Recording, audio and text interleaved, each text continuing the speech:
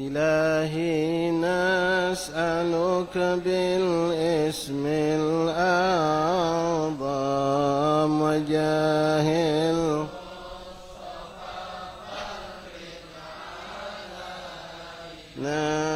إلهي نسألك بالاسم الأعظم وجاه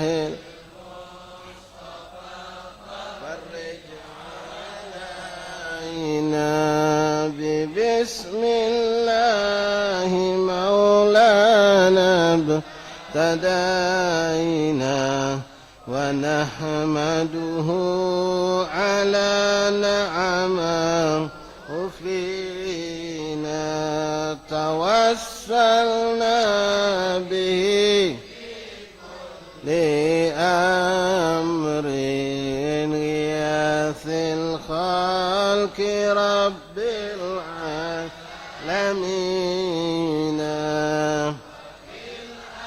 ما وردت بنص وما في الغيب مصونا بكل كتاب أنزله تعالى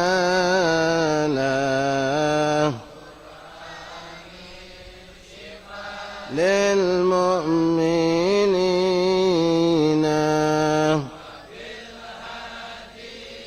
توسلنا ونذنا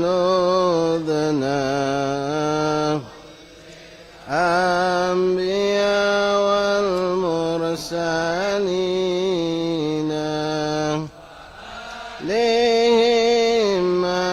لهم جمعا توسلنا وكل التابعين طائف الأملاك ندعو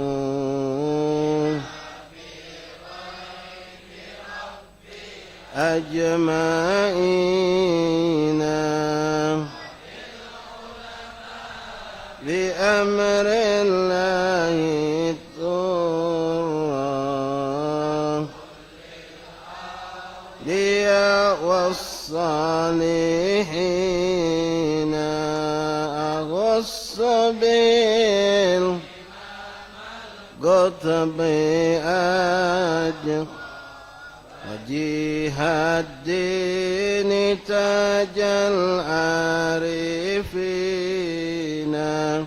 رقى في رتبة التمكين مرقا وقد جمع الشريعة واليقين عايد رسل قطبي أجلا عن القلب الصدى للصادقين عافي في الدين الدين حقا كيمنا وبه اقتدينا ساكمل الدين سعدا نظيم الحال لتاج العابدين ونظمها بكر إماما حباه إله جاها مكينا إلى المولى تعالى يا أم الحاضرين شامل ودوام ستر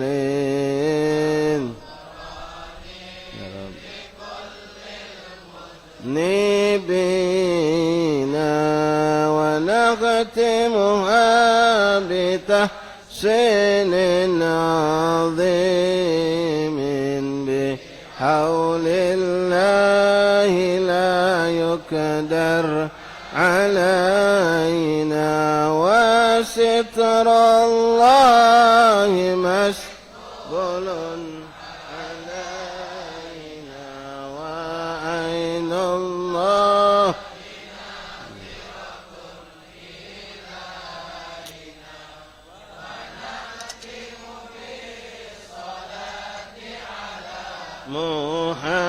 محمد إمام الكل خير الشافعين إلهي نسألك بالاسم الأعظم وجاه المصطفى فرج علينا إلهي نسألك بالاسم الأعظم وجاه المصطفى فرج علينا والمسلمين يا أرحم الراحمين يا أرحم الراحمين يا أرحم الراحمين. الفاتحة إلى سيدنا وحبيبنا شفينا قرة أعيننا سيدنا رسول الله محمد بن عبد الله صلى الله عليه وسلم وأهل بيته وأزواجه وذريته وأنصاره وأصحابه وأحبابه من ثم إلى أروح كابت سادتنا أولي المقربين أهل المعلى البقي أهل الزنب الفرد أقدر جمعين وإلى أروح كابت أولي المقربين معلم كتب النافع مصنف كتب النافع مشايخ الحضر والأذكار والأوراد والأحزاب والمنظوم والصلوات والدعوات والمناجات كلهم أجمعين خصوصا قرأنا كتبهم وأورادهم وأحزابهم وزماتهم صلواتهم دعواتهم مناجاتهم في معهدنا في مجالسنا في مجلسنا هذا خاصة الإمام العارف بن أبو بكر العدني بن عبد الله بن الأكبر بن رشاد بن عبد الله بن محمد الحدث وصاحب كتاب الحبيب محمد بن حسين بن عبد الله الحبشي وصاحب هذا الدار صاحب بن عبد الرحمن بن محمد المنور وأبي وأمي ومشايخ وأقراني أصحاب الطلاب ثم إلى أروى كاب سادتنا أولي قلنا لهذا البلد ألف علم بن دار السلام كلهم أجمعين ثم إلى السيد الحبيب داعي إلى الله الحبيب طاهر بن عبد الله بن أحمد الكاف وهؤلاء الشباب من أعضاء الأسكار فرنت pembela Islam وأمواتنا أمواتكم أموات المسلمين أجمعين إن الله يغفر لهم ويرحمهم ويسكنهم الجنة برحمته ويدخل في قبورهم روحا والريحان والبشارة والأمان وفشة الرضوان واجعل قبورهم روضة من الجنة وتقبل أعمالهم وتجوز نصيحتهم وأني أن الله يغفر ذنوبنا ويستر عيوبنا ويكشف كروبنا ويقضي حاجاتنا في الدنيا والآخرة إن الله ينور قلوبنا وقوالبنا ويزكي أنفسنا جميعا رحمة الله الباطن إن الله يحفظنا ويحفظ مشايخنا علماءنا صلحاءنا وأحبابنا من كل الفتن والمحن ما ظهر منها وما بطن إن الله يرحم المسلمين ويغفر المسلمين ويحفظ المسلمين ويصلح شعب المسلمين إن الله يفرج كربنا كالمسلمين أجمعين إن الله يرزق متقى مستقامة المسلمين خاتمة يشفي مرضانا خصوصا لمن أوصل بالشفاء على هدين صالح جالبة لكل خير دافية لكل شر أنا ولكم جميع المسلمين إلى حضرة النبي فاتحة. أعوذ بالله من الشيطان الرجيم بسم الله الرحمن الرحيم الحمد لله رب العالمين الرحمن الرحيم مالك يوم الدين إياك نعبد وإياك نستعين اهدنا الصراط المستقيم صراط الذين أنعمت عليهم غير المغضوب عليهم ولا الضالين آمين.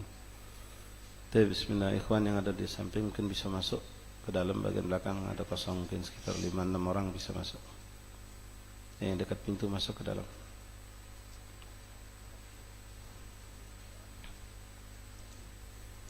Bismillahirrahmanirrahim. Alhamdulillahi rabbil alamin wa bihi nasta'in ala umuri dunya waddin. Wa sallallahu wa sallama ala khairi khalqillahi ajma'in. Sayyidina Maulana Muhammad Sadiqul wa'dil amin wa ala alihi wa sahbihi haqqa qadrihi wa miqdarihi al-azim. Nawayna ta'allum at-ta'lim wal ifadata wal istifadah wal nafa wal intifa'.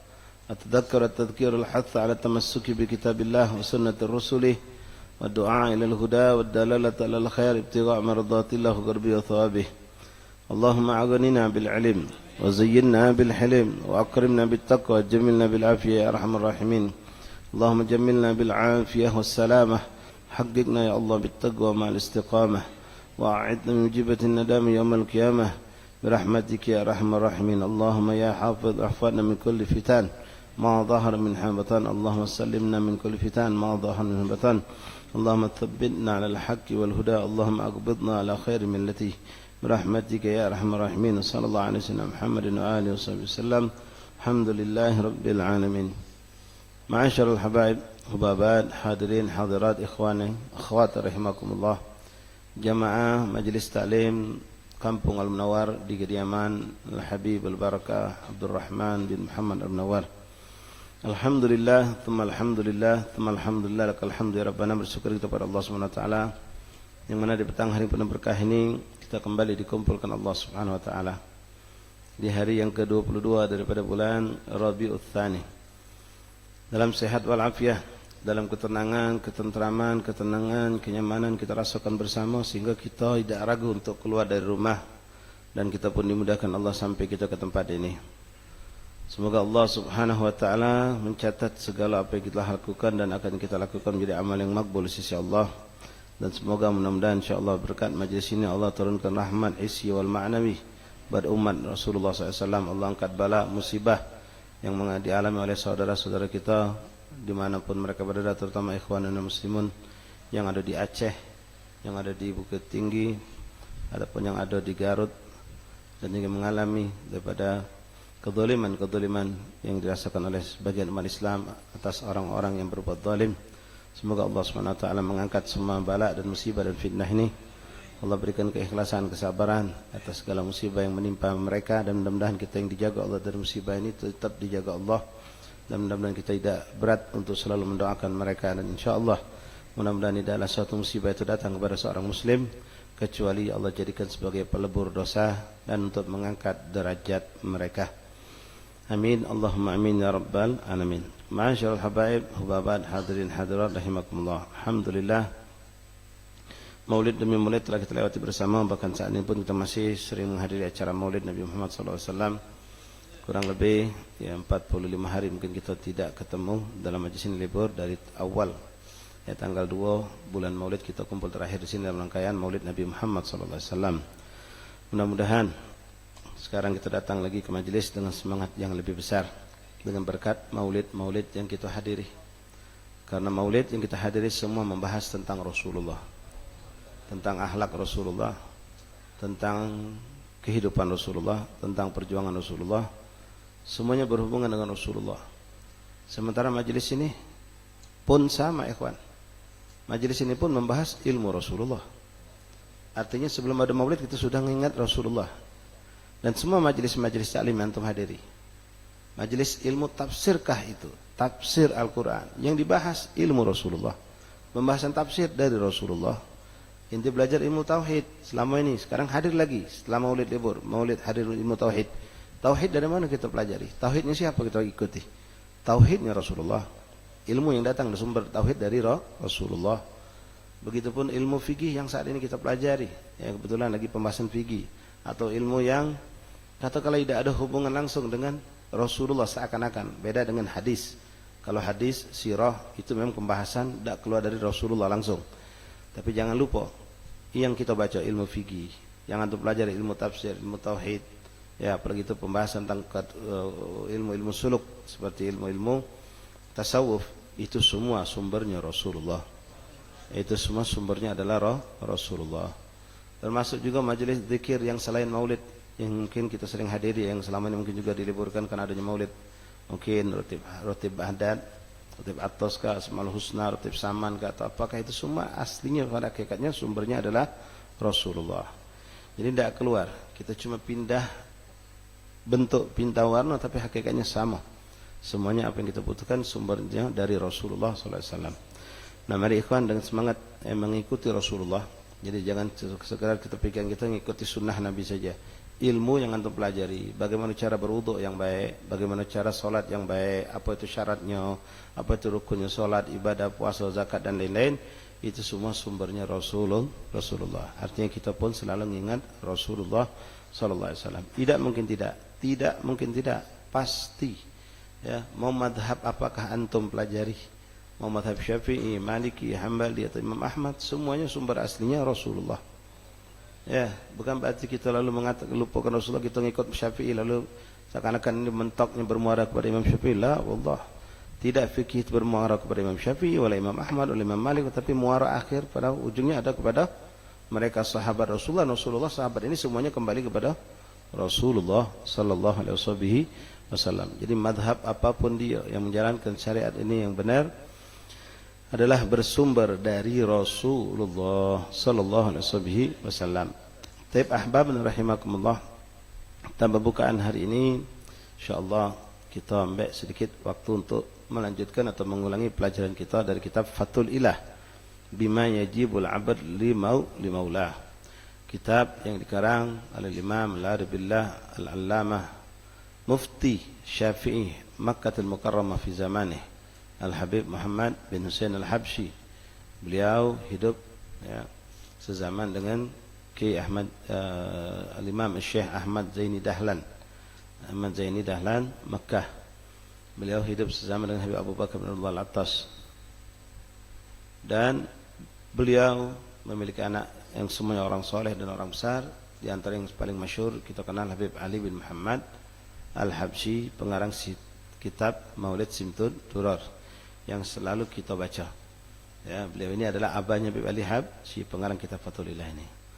Baiklah, ahbab rahimakumullah, baik keberkahan, kita ulangi pembacaan kitab terakhir fasal yang belum kita selesaikan mengenai bab salatil jamaah. Salat jamaah. Salat berjamaah siapa yang juga? Siapa yang jaga kita salat berjamaah? Rasulullah. Berarti yang kita bahas ini adalah anjuran Rasulullah. Fikih Ustaz, iya, fikih tak lepas. Fikih tak lepas. Hatta maaf ya ummahat akhwat. Fikih yang antum pelajari khusus bab haid, bab nifas misal. Ya, apa tidak ada hubungan Rasulullah? Rasulullah sumbernya. Kalau telusuri sumbernya Rasulullah. Dari mana Rasulullah ngajarkan? Iya. Ada yang Rasulullah langsung ngajarkan, ada yang Rasulullah sampaikan lewat wasilah para istri-istrinya. Yang mana istri Rasulullah itu menjadi pintu-pintu ilmu yang bersumber khusus mengenai hukum-hukum fikih perempuan kepada para sahabiyah atau kepada putri Rasulullah SAW. Jadi sumber aslinya tetap dari Rasulullah, walaupun itu fikhun nisa, fikih pembahasan tentang hukum-hukum ibadahnya atau yang berhubungan dengan perempuan, sampai maaf urusan haid, nifas, wiladah, ya semua hukum sagot, bagaimana hukumnya kalau orang keguguran, semua itu apapun yang disampaikan oleh ulama madhab apapun sumber aslinya adalah Rasulullah, Nabi kita Nabi Muhammad sallallahu alaihi wasallam. Bab salatul jamaah, bab menjelaskan tentang salat jamaah. Ini adalah suatu sunnah yang sangat agung, min sya'airillah, yang merupakan syiar Islam yang harus kita tampakkan. Dan dengan ini pula akan nampak kesatuan umat Islam bisa dilihat dari sini.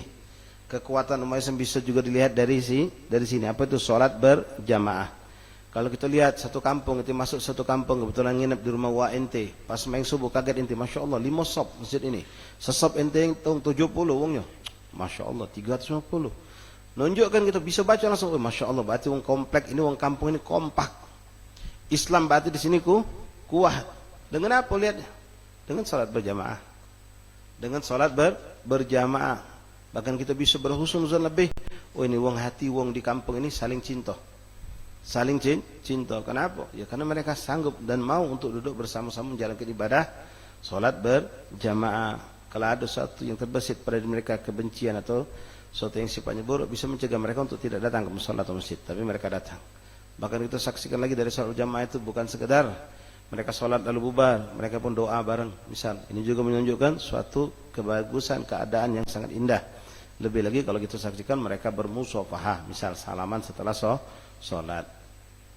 Ahbabana rahimakumullah, salat berjamaah hukum aslinya fardu kifayah buat laki-laki. Al-balighin al-ugala al-muqimin al-ahrar la ajra'a wa la ma'dzurina fi ada'il maktubah aitu yadhharu biha syiar. Di sini Sayyidul Habib Muhammad bin Husain Al-Habsyi mengatakan, Bismillahirrahmanirrahim, alhamdulillahirabbil alamin, Allahumma shalli wa sallim ala sayyidina Muhammad wa ala ali sayyidina Muhammad. Beliau mengatakan salatul jamaah hiya fardul kifayah lirrijal, fardu kifayah buat orang laki-laki. Artinya perempuan tidak dituntut, bukan berarti perempuan tidak disunnahkan, bukan pula dalam arti kata kalau perempuan melakukan tidak ada faedah yang didapatkan oleh kita, tidak. perempuan melaksanakan salat berjamaah baik dia sama dia dalam makna perempuan sama perempuan atau dia sama laki-laki yang muhrimnya, maka dia pasti mendapatkan ganjaran yang sama seperti kita laki-laki, yaitu 27 kali lipat pahala dijanjikan Allah Subhanahu wa taala. Bukan berarti perempuan tidak usah salat berjamaah, perempuan dianjurkan untuk tetap salat berjamaah. Namun penekanan untuk solat berjamaah ke masjid, ke musalla, ke langgar, ke surau itu lebih ditekankan buat laki-laki. Perempuan sangat dianjurkan solat berjamaah, tapi abdul buat mereka di rumah, bukan keluar dari rumah. Apalagi kalau bakal menimbulkan suatu fitnah. Keluarnya kita sama bini kita, ya balik dari musalla kita keluar jenguk wong, bukan kita bini kita pun dijenguk oleh kawan-kawan kita, walaupun kita biasa begitu. Tidak, dalam syariat itu tidak sesuatu yang dianggap biasa. Ya. Itu bukan sesuatu yang dianggap biasa. Jadi untuk perempuan tidak disunahkan untuk mereka keluar ke masjid, apalagi kalau di situ dikhawatirkan ada fitnah. Kalau ada fitnah di situ, makna fitnah suatu yang buruk, ya. Suatu yang buruk. Misalnya tadi menimbulkan maksiat, menimbulkan omongan, menimbulkan macam-macam lah hal-hal yang tidak kita inginkan, yang negatif. Itu maksud fitnah, ya, artinya sesuatu yang buruk. Maka dia masih keluar, bukan lagi tidak dianjurkan, hukumnya bisa jadi makruh. Bahkan kalau diyakini pasti akan muncul fitnah ini, haram hukumnya keluar. Kalau belum diyakini cuma boleh jadi, maaf kebetulan para istri kita ini cantik, ya cantik, walhasil nyingok be wong lanang bakal nak ngulangi nyingok bini kita tadi, ya ngajak kita ngobrol tuh berulang-ulang. Sekedar modus biar pacak nyengok yang di samping kita. Misal, ini jelas. Ya, tidak cantik tidak apa-apa Ustaz. Dah sama baik. Nak cantik tidak cantik tidak usah dikeluarkan. Ya, bukan berarti nak cantik dikeluarkan, yang tidak cantik tidak dikeluarkan. Cuma ya cantik lebih kuat untuk menimbulkan fitnah. Lebih kuat untuk menimbulkan fitnah. Taib ahbab rahimakumullah. Disunnahkan bagi siapa laki-laki? Laki-laki yang mana? Yang sudah balik. Diwajibkan fardu kifayah. Sebagian besar mazhab mengatakan sunnah muakkad, sunnah yang sangat ditekankan. Sebagian mereka mengatakan fardu ain. Ada, kalau tidak salah Imam Ahmad bin Hanbal atau Imam Abi Hanifah kalau tidak salah, ya, mewajibkan wajib sholat berjamaah itu bagi laki-laki ke masjid. Tentu sekali lagi yang dibahas sholat berjamaah di sini bukan sholat berjamaah di rumah. Naam, orang yang sholat jamaah di rumah, di kantor, di pasar, dimanapun tetap dapat fadilah berjamaah 27 itu dapat. Tapi yang diinginkan oleh Rasulullah SAW bukan di rumah. Di rumah itu saat-saat kita tidak mampu untuk keluar. Kebetulan ketiduran, kecapean, atau kita terlambat, jalan macet sampai rumah, langgar sudah tidak buka lagi atau apalah ada alasan. Ya kita daripada sholat sendirian tentu sangatlah rugi. Kita sholat berjamaah walaupun di rumah atau di kantor, musola jauh, pekerjaan kita tidak mungkin kita tinggal ke lama-lama. Misal, ya sholat di rumah, sholat di kantor, sholat di gudang, sholat di mana silakan. Yang penting memenuhi syarat sahnya sholat. Namun untuk kesempurnaan kita dituntut untuk sholat itu berjamaah di musola, di langgar, di surau dan lain-lain tempat. Ma'asyal ahbab rahimakumullah, hafizakumullah, wafaqakumullah. Rijalin balighain, yang sudah balik, dianjurkan yang sudah balik. Budak kecil boleh, orang yang belum balik boleh. Ya, kalau sudah mumayyiz, anak kita sudah bagus, pacak diajak duduk manis, untuk sholat dia sudah rapi. Terlebih lagi penting, sudah bersunat. Ya, nak bawa anak ke masjid musholah tu, hendaklah anak kita sudah bersunat. Kalau dia belum bersunat, bisa mengacaukan sholat, walaupun dia tadi tidak berlari-lari. Itu hukumnya ada pembahasan masalah najis. Kalau anak yang belum disunat berarti bawa najis di tubuhnya, walaupun sudah habis inti mandikan. Di kulfahnya itu, daging kulit yang menutupi kepala kemaluan, itu masih menyimpan najis. Jadi kalau model budak kecil ini, dia tadi tu bermain sedikit, narik ke baju wong, nah ditarik yang model macam ini, nyengkam, batal. Kalau itu bapaknya ya masih lemak. Kalau wong lain yang ditariknya, bisa jadi musibah. Tapi kalau anak kita bisa duduk manis, atau bahkan dia bisa mengikuti gerakan sholat dengan sempurna, ya silakan. Itu pun kalau pacak taruh di pinggir. Kita sholat di bagian sop paling pinggir. Kalau memang bisa dikondisikan seperti itu. Karena anak-anak walaupun duduk manis kadang-kadang gerakan juga masih dia, ya kadang noleh kanan, noleh kiri, bermain itu masih. Kecuali yang sudah memang sempurna, mumayiznya memang bagus, itu lain cerita, kita boleh bawa. Taib. Kemudian disunahkan al-ugala, itu yang sudah yang berakal. Makanya Rasulullah SAW melarang kita bawa orang membiarkan anak kecil atau orang gila masuk masjid. Jangan kamu biarkan orang gila dan anak kecil masuk masjid, kata Nabi. Ya, mudah-mudahan sudah paham, sering kami sampaikan. Ya, bukan berarti tidak boleh sama sekali bawa anak. Kita niat pengen ke majlis, pengen dapat berkah bawa anak, bagus. Pengen ke masjid biar anak kita ini terbiasa di masjid, bagus. Tapi lihat kondisi anak kita siap belum untuk diajak seperti itu. Kalau kondisi anak kita ini sukanya bermain, ya teriak-teriak atau nangis, bakal nangis dia tadi itu, nah akhirnya mengacaukan majlis, menghilangkan kekhusyuan wong salat, kekhusyuan majlis. Ya pas lagi majlis macam itu atau ngak anak kita noleh kalau 70 ke belakang. Ya, kita mentur di majlis sudah kebingungan. Ya, belum lagi yang fuduli, anak siapa tadi itu? Nah, yang fuduli juga dia anak ada lagi kan. Anak si Anu tuh, siapa yang mana si Anu tuh? Yang pakai kodong coklat tuh. Nah, lah fudu lagi. Panjang cerita nih. Nah, kalau anak kita tadi bisa tenang, bagus, bismillah. Dan bela posisi yang kira-kira aman.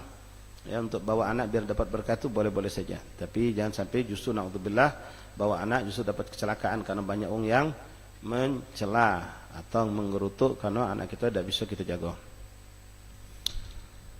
Al-muqimin al-ahrar, disunnahkan untuk salat berjamaah atau diwajibkan fardu kifayah ini untuk orang yang mukim, untuk salat di mushola masjid. Kenapa disebutkan mukim? Karena musafir, apakah musafir tidak disunnahkan berjamaah? Disunnahkan. Tapi musafir boleh jadi tidak mendapatkan mushola, tidak mendapatkan masjid. Boleh jadi mereka di perjalanan, di tengah hutan, di lapangan dan lain-lain. Tapi untuk orang yang mukim, mereka disuruh untuk sholatnya di masjid, di mushola. Bahkan kalau kita buka sejarah kehidupan baginda Rasulullah SAW, beliau saat musafir, saat berperang, Allah tidak melepaskan tuntutan untuk sholat berjamaah. Jadi jangankan sholat baik, berjamaah pun tetap disuruh Allah untuk sholat berjamaah, walaupun dalam keadaan perang. Jadi jangan kita nak jadi alasan kesibukan kita ini dan itu membuat kita untuk tidak sholat. Na'udzubillah. Perang lagi Nabi tidak diizinkan Allah meninggalkan sholat. Mengkodok tidak diizinkan Allah mengkodok. Tidak diizinkan Allah untuk menjamak, tidak. Lakukan. Yang boleh menjamak boleh. Menjamak dalam jamak takdim barangkali. Kalau memang itu perjalanan memang musafir yang memperbolehkan untuk menjamak. Artinya macam kita sekarang cuma gara-gara kawinan, ya gara-gara kawinan, gara-gara kesibukan toko. Lagi kami lalu kita niatkan jamak tahir zuhur kepada asar, tidak bisa. Nabi tidak pernah ngajari seperti itu. Ya, tidak ada alasan kita nak melakukan yang seperti itu. Nah, salat tetap Nabi walaupun dalam keadaan berperang. Muqimil ahrar, dan orang yang merdeka, kalau hamba sahaya tidak dituntut. Kenapa? Dia ada hak yang berkuasa untuk dirinya, itu majikannya. Kalau majikannya mengizinkan keluar, kalau majikannya tidak mengizinkan tidak keluar. Maka tidak dituntut oleh syariat untuk mereka. La ajra'a wa la ma'dzurina fi adil maktubah. Orang-orang ini tidak ada uzur dan tidak ada pula suatu yang mereka terhalangi untuk melakukan salat berjamaah di masjid, mushola atau surau tadi. Misal uzur itu apa? Sakit. Ya. Misal uzur itu apa? Misalnya menjaga rumah atau apalah uzur yang disebutkan oleh syariat. Ya, boleh jadi orang tidak salat berjamaah karena ada sesuatu yang dia harus lakukan, dia harus jaga. Misal kita lagi ada tamu kebetulan datang mendekati waktu sholat, kita harus nyiapkan ini tamu datang dari jauh dalam keadaan lapar, aus, kita harus nyiapkan makan minumnya saat itu, kebetulan waktu sholat datang, silakan layani tamu dulu, selesaikan urusan mereka baru kita sholat. Kebetulan masjid sudah selesai, sholat di rumah bila perlu sama tamu tadi. Atau kita nunggui wong sakit, tidak katik gentinya, adzan berkumandang, kita nunggui mek kita lagi sakit, ya dokter pesan jangan sampai tak katik yang nunggui ya bawa kamu nih, harus ada yang nyagonya. Sementara adzan sudah berkumandang, kita nak tinggal kayak ibu kita. Oh, tidak bisa. Tunggu ibu kita. Tunggui. Kecuali kalau dokter tidak mengultimatum seperti tadi.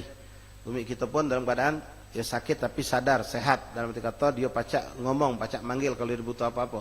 tidak dalam keadaan kritis, tidak dalam keadaan yang memang butuh yang nyago. Nah, itu boleh.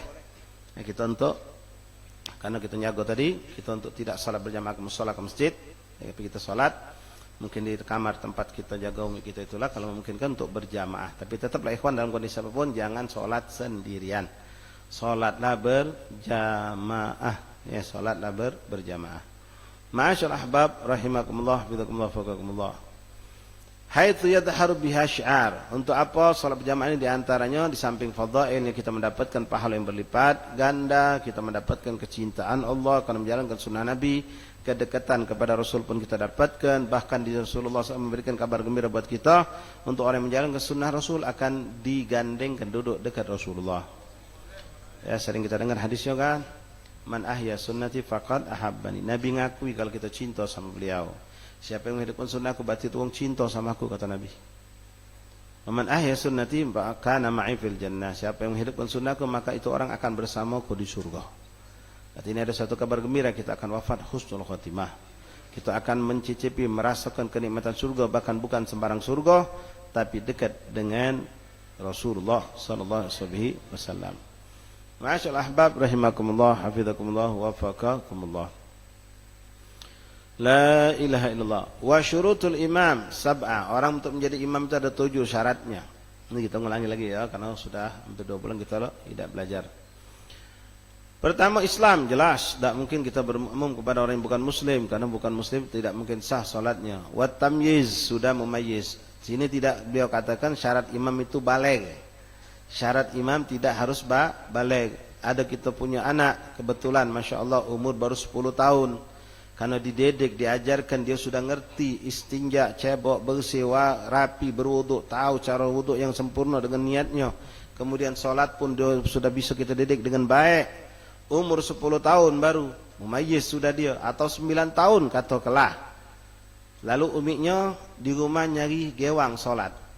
Maka anak laki-laki ini panggil, atau anak perempuan ini panggil, sholatlah berjamaah dengan dia. Apa umiknya jadi imam? Tidak. Kalau itu laki-laki anaknya, anak laki-laki yang tadi jadi ke imam.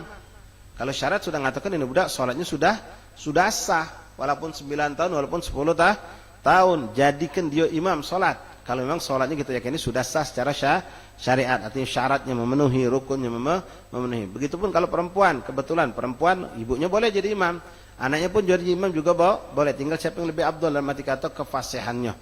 Kebetulan umiknya fatihahnya kurang lurus, kurang pas. Anaknya Masya Allah disekolahkan dari kecil, belum SD sudah baca Quran, sudah bisa, sudah dididik, dipaut dan seterusnya. Fatihahnya bagus, tahiyatnya bagus, semuanya cindo bagus. Singkatnya, sholatnya itu anak lebih afdal dari umiknya kelihatannya. Maka anak itu pun jadikan imam. Anak itu yang dijadikan imam, umiknya jadi makmum. Tapi catatan sudah mumayyiz dan sholatnya sudah sempurna. Kalau ada orang yang sama Ustaz, anak-anak duiko, dua-duanya sama dari kepandaiannya, dari kesolehannya, dari kebagusan sholat. Si kau sudah balik, si kau belum balik. Yang mana nak jadi imam? Tentu yang lebih balik, yang balik lebih diutamakan. Yang balik lebih diutamakan. Nanti dilihat lagi yang mana lebih banyak luas ilmunya, itu juga menjadi tak suatu patokan untuk dijadikan imam. Lalu kalau sama-sama dia sekolah di pesantren, sama-sama punya ilmu, lalu kita lihat lagi siapa yang lebih banyak hafalan Qur'annya. Sama-sama Qur'annya, hafalannya pun sama juga. Dilihat lagi yang mana lebih banyak memperhatikan sunnah Rasulullah, dari akhlaknya. Sama juga akhlaknya, dia jingok lagi dari mana? Dari penampilannya. Dijingok lagi sampai kalau sama juga dari suaranya.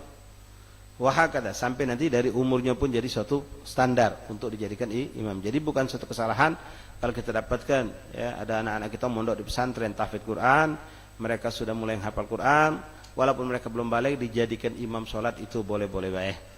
Ya, boleh-boleh baik, tapi setelah kita yakini ini budak memang sholatnya benar.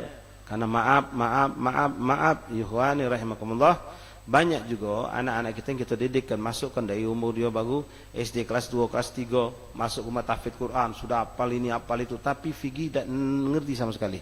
Nol dia fikihnya. Jangan jadi ke imam. Ya, wong ndak baca Quran dalam sholat cuma Fatihah tok sah kalau sholatnya sesuai dengan fikih. Wong baca 30 juz Quran dalam sholat tapi fikih tidak ngerti, ndak sah sholatnya. Ya, Quran itu sebagai tambahan. bukan jadi tujuan. Nah sekarang orang banyak salah, ngapal Quran dijadikan tujuannya. Wah ini sudah al-hafidh, jadikan imam. Kaget dulu, fikihnya ngerti tidak dia, istinja ngerti tidak, istiqlab ngerti jadi imam kalau batal, ngerti tidak dia, kunut sebabnya apa, paham tidak dia. Kalau dia melakukan satu tambahan kerukunan, paham tidak fikih masalah bab solat. Sebelum ini budak dijadikan imam solat, paham tidak dia bab seputar masalah solat aja. Tidak usah kita tanya mengenai fikih secara umum, haji, puasa, zakat, tidak usah. Kita sekarang bab solat karena kita butuhkan solat. Budak ini akan dijadikan imam solat. Mau dijadikan khotib, paham tidak dia tentang syarat khotib, rukun khutbah, paham tidak dia apa yang membatalkan itu? Paham ke dulu? Bukan walaupun maaf sudah 30 juz Quran dia hafal. Kalau belum paham tentang hal seperti ini, jangan dimajukan jadi imam, jangan dinaikkan untuk jadi khotib mimbar. Ya. Karena itu yang lebih penting masalah fikihnya. Masalah fikihnya. Kalau memang dia ada kelebihan hafalan Quran tadi, ya kita boleh dijadikan tadi salah satu sumber atau sebab kita memajukan dia jadi imam setelah kita yakini ini orang fikihnya sempurna masalah salat. Paham, detil, ngerti. Bukan pan madhab, bukan. Bab salat madhab Syafi'i, titik. Tidak usah nak ngelebar ke madhab lain, madhab Syafi'i. Dia ngerti, dia paham apa saya membatalkan salat itu. Sunnah-sunnah dalam salat dia ngerti. Baru ini kita jadikan imam salat. Jadi bukan cuma patokan dia hafal Quran. Karena berapa banyak kejadian ketika Ramadan anak-anak kita balik dari rumah tahfidz, mondok di Jawa di mana-mana, lalu ada pro kontra. Wong kampung pengen nampil ke budak-budak ini jadikan imam tarawih. Ada yang jadilah bagus budak-budak kita majukan.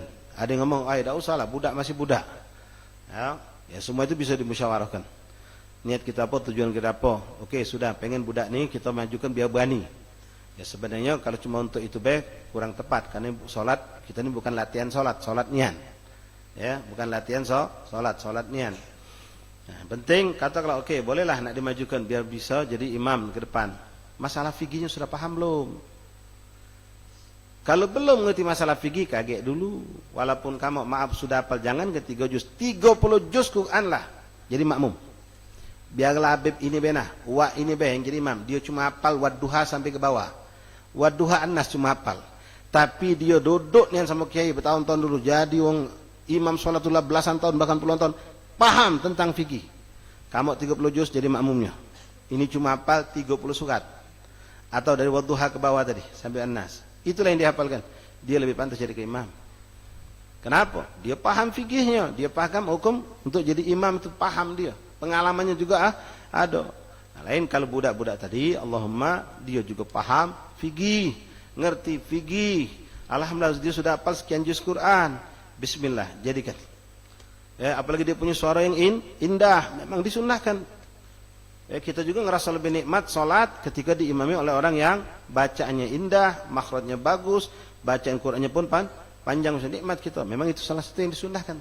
Tapi sekali lagi pastikan apakah dia menguasai hukum-hukum fikih dalam madhab kita, madhab Syafi'i. Kalau kita memang Syafi'i kan dalam urusan bab sholat.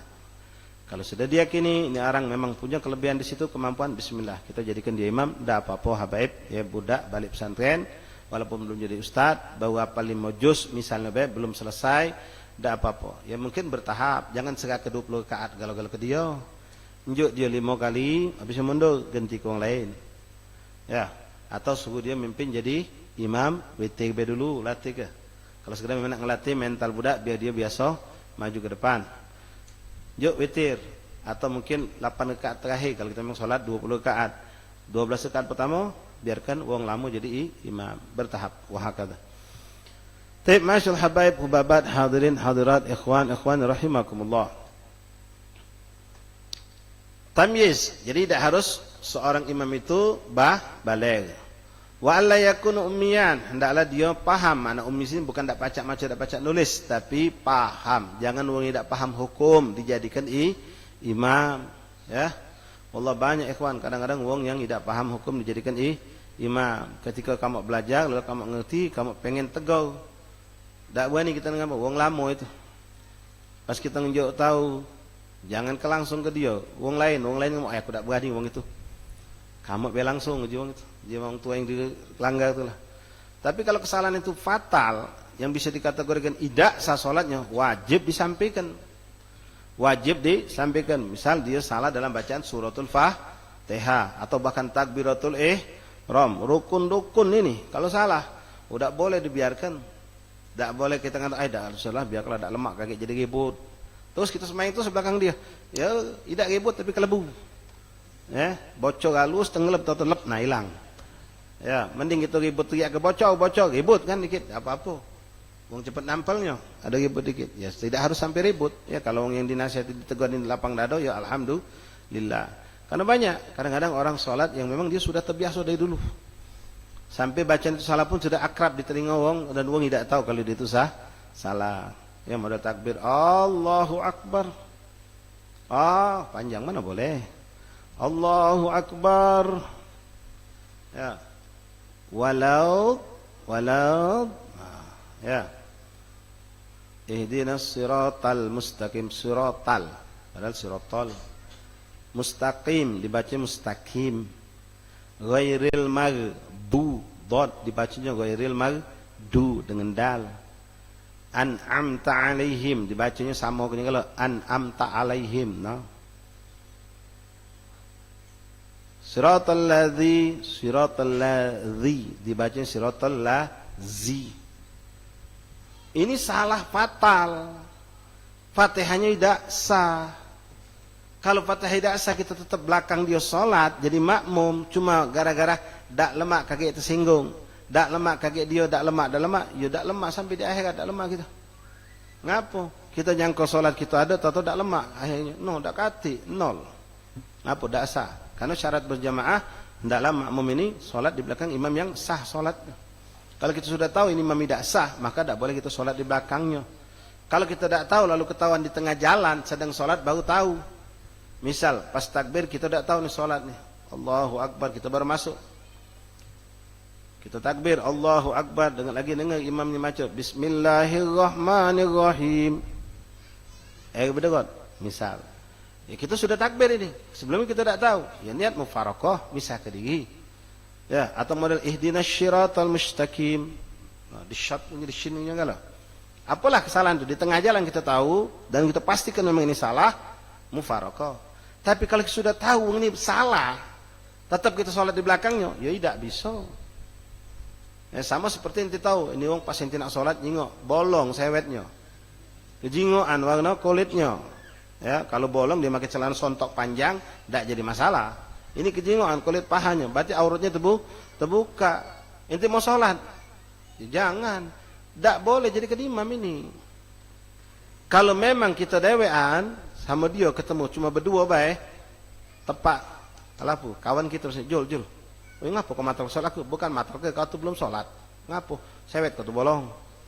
Tapi kalau kita sholat gami-gami makmum lain tidak tahu jangan tunjuk tahu om, cukup kita bayang tidak melok sholat berjamaah tadi.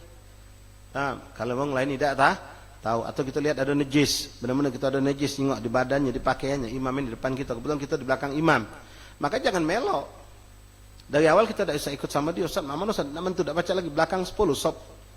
Ya, kanan kiri sudah kita sholat dewek. Sholat dewek.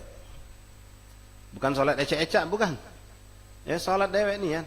Cuma kita usaha ke baik, tidak ada perbedaan yang tajam antara kita sama dia bergerak tadi.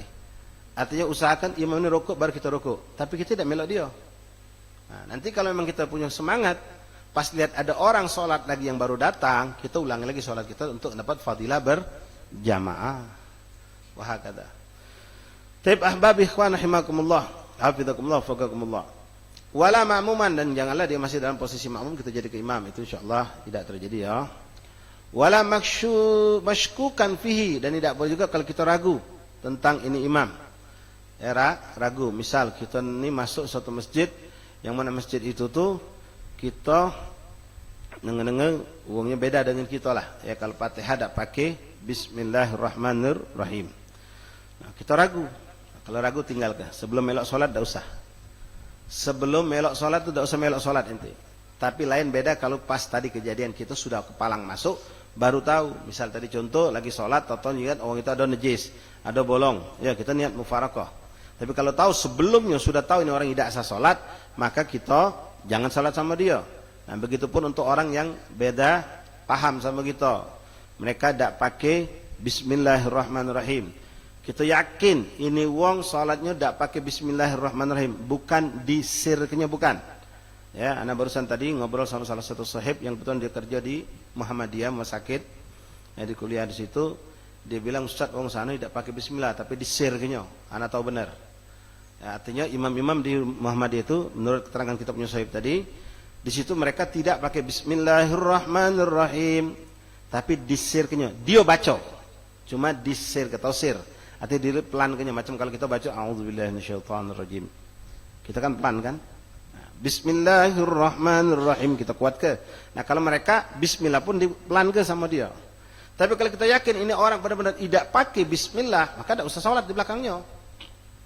Tidak usah sholat di belakangnya. Menurut mazhab Syafi'i tidak sah sholat kita di belakang orang yang tidak memakai bismillahirrahmanirrahim ketika sholat. Jadi kalau kita masuk masjid, Allahu Akbar, kita tidak tahu kalau imam ini model macam itu. Pas lagi sholat, Allahu Akbar, kita boleh makmum, Allahu Akbar. Dengar dia, Alhamdulillahi Rabbil Alamin. Tidak pakai bismillah aja kita.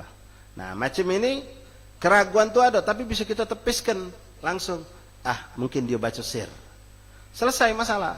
Langsung kita hukumkan dalam satu, mungkin dia baca sir. Dia baca tapi sir. Teruskan sholat.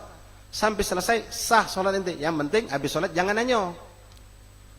Jangan nanyo. Tabayun, Ustaz. Tabayun. No, salah. Bukan saatnya kau nak tabayun. Ente nanyo sama dia, alapu Pak Ustaz. Ustaz tadi sholat enggak pakai bismillah. Oh iya, saya enggak pakai bismillah.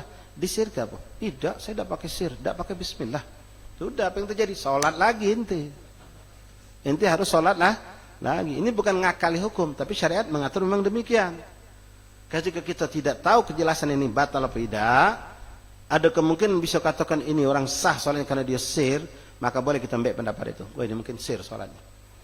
Fatihahnya disirkan. Lain kalau ente tahu jelas ini orang pernah ngomong sama kita kalau dia sholat tidak pakai bismillah, jadi nak melok aku payu, tak melok sudah. Misal. Sudah, tidak usah salat sama dia. Tapi jangan pula kamu salah, ikhwan. Ya, macam kita sekarang nih. Masih, wong salat yang mengenggang-enggang.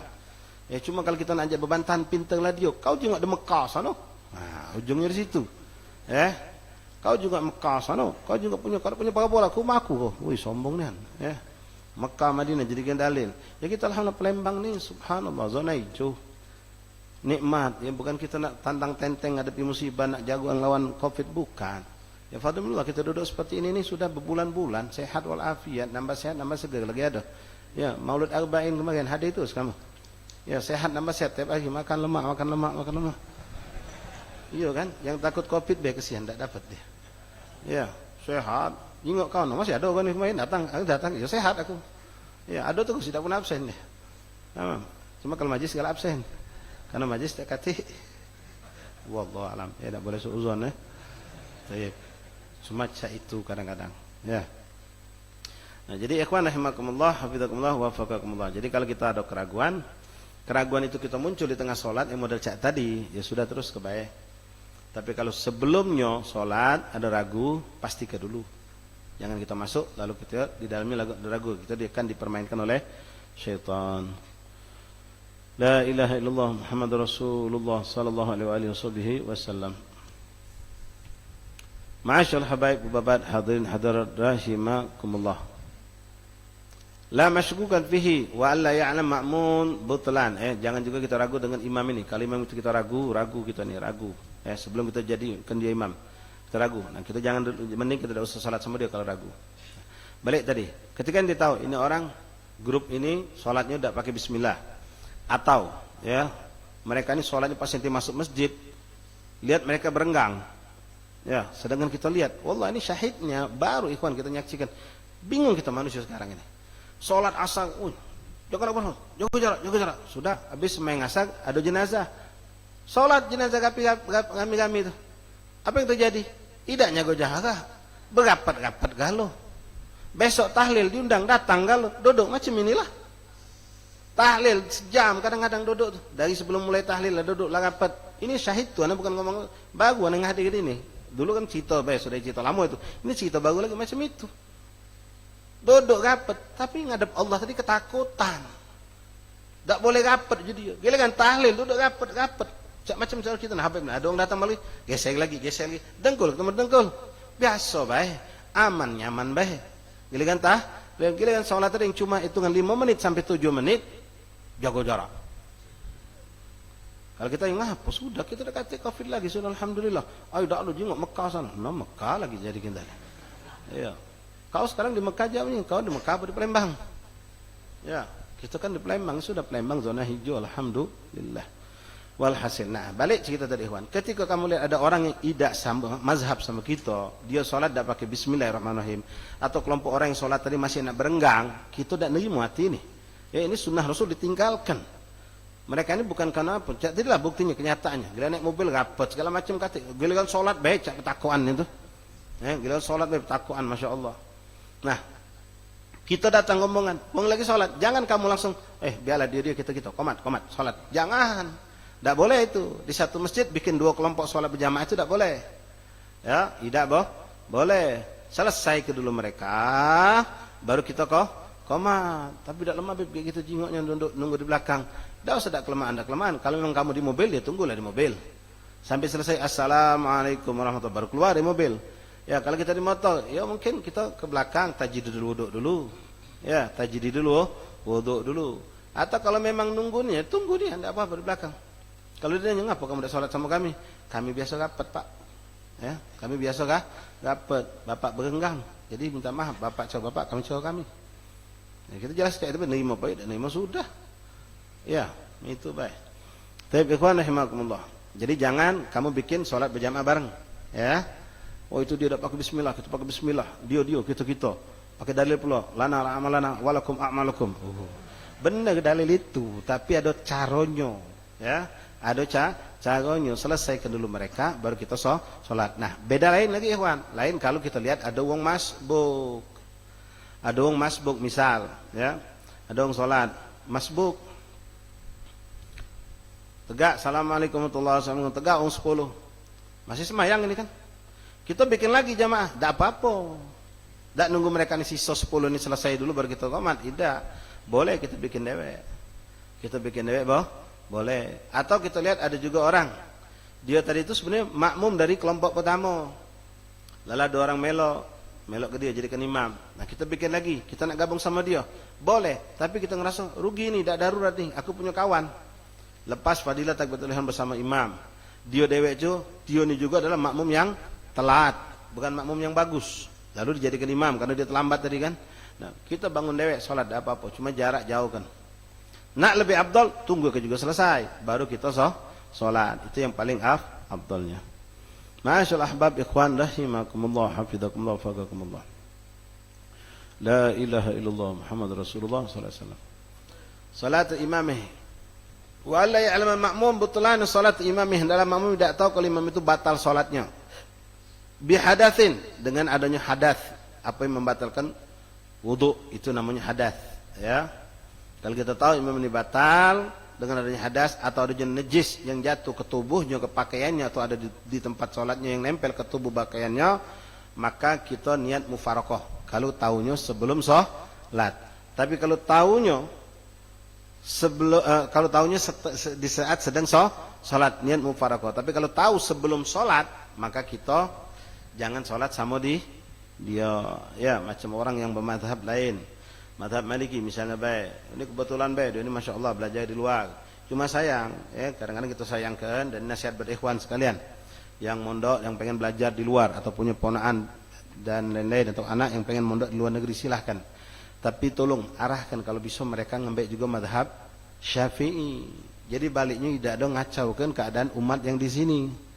Dia benar belajar madhab selain Syafi'i, benar kitabnya benar, semuanya benar. Tapi ini tempat sudah masyhad madhabnya Syafi'i. Jangan dia datang nak ngerubah, kacau akhirnya.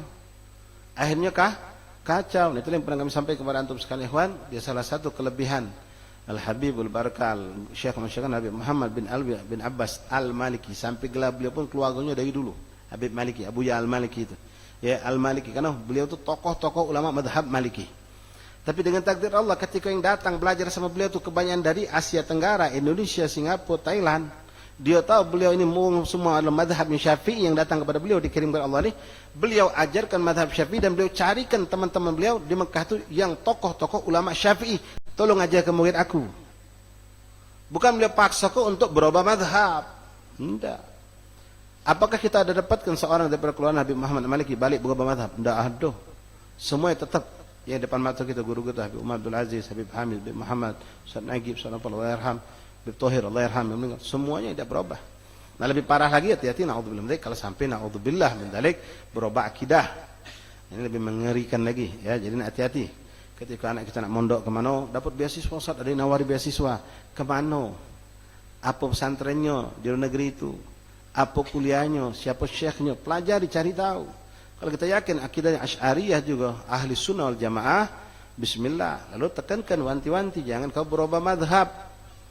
Ya tetaplah bawa madhab. Silakan pelajari, karena anak kita cerdas 4 madhab dikuasainya.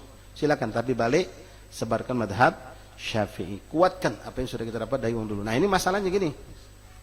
Kita tidak boleh sholat kepada orang yang kita lihat imam itu batal sholatnya dengan adanya batal wuduknya misal. Nah, kalau ada orang tadi madhabnya bukan Syafi'i, katakanlah seperti Maliki, yang mengatakan kalau wuduk kita secara Maliki, kita nyentuh perempuan istri kita atau perempuan yang bukan muhrim itu tidak batal wuduk. Lalu ini Ustadz Masya Allah, Ustadz muda ya, baru kawin pula.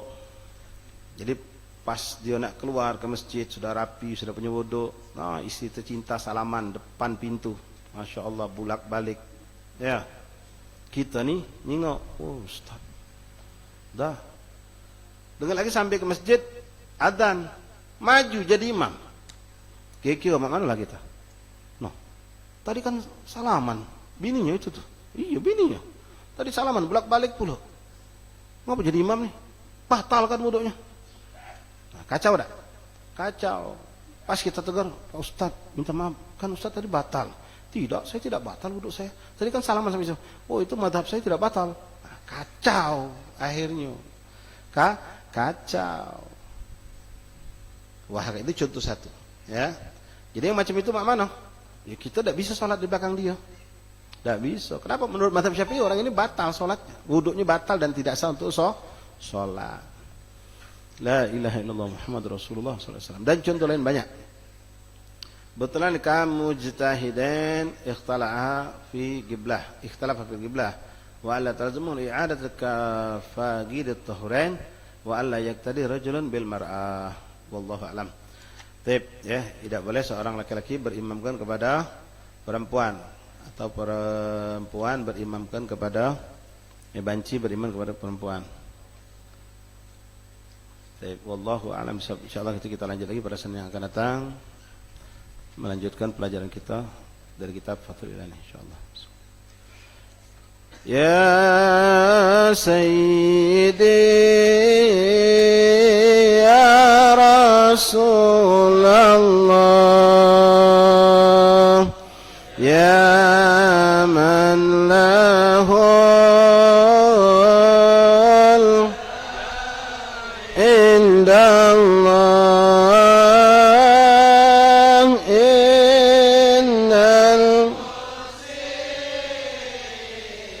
innal qad ja'ak li dhanbi astaghfirullah ya sayyida rusuli hadina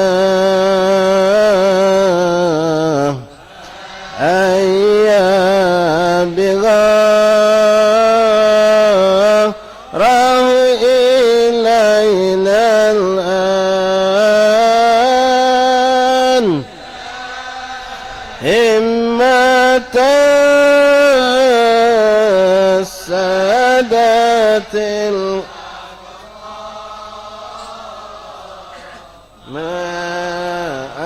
معادنا وسر نادي المهاجر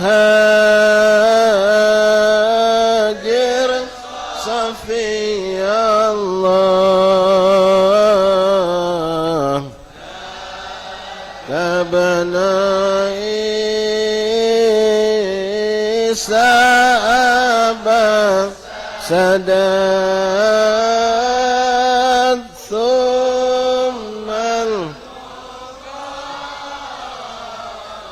الدم ولي الله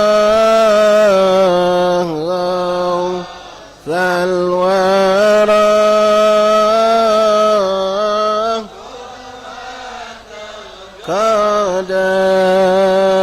قادت ثم الوجيه لدين الله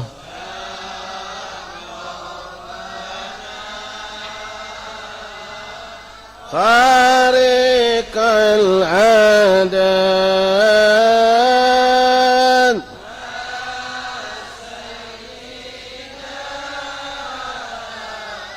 كامل الأواب الأيدروس مظهر القتر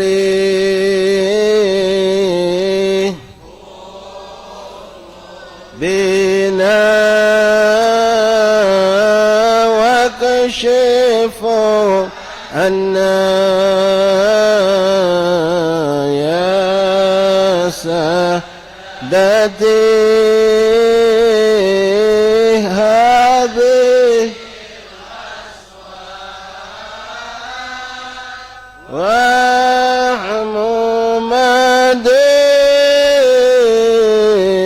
مدينتكم الغنام من جملة الشر والبلوى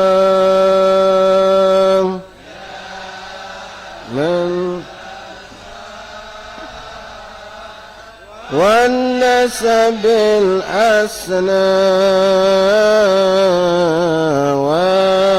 والعلم والحلم تقوى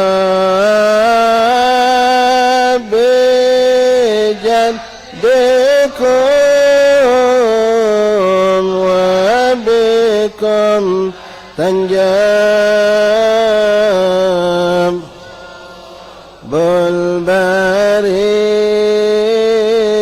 بالبريات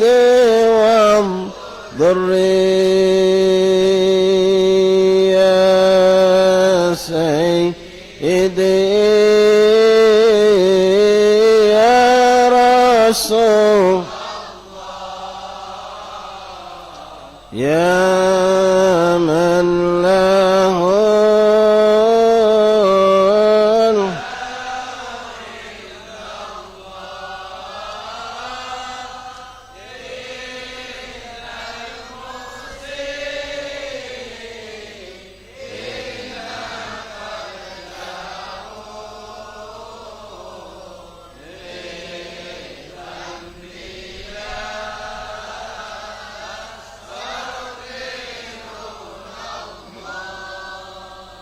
فاتح بالقبول وتملك السنة إلى حضرة رسول الفتر سيدنا محمد صلى الله عليه وسلم الآنة الفتوح والمنه ورسول صالح الشرط من سن الله في ذنوبنا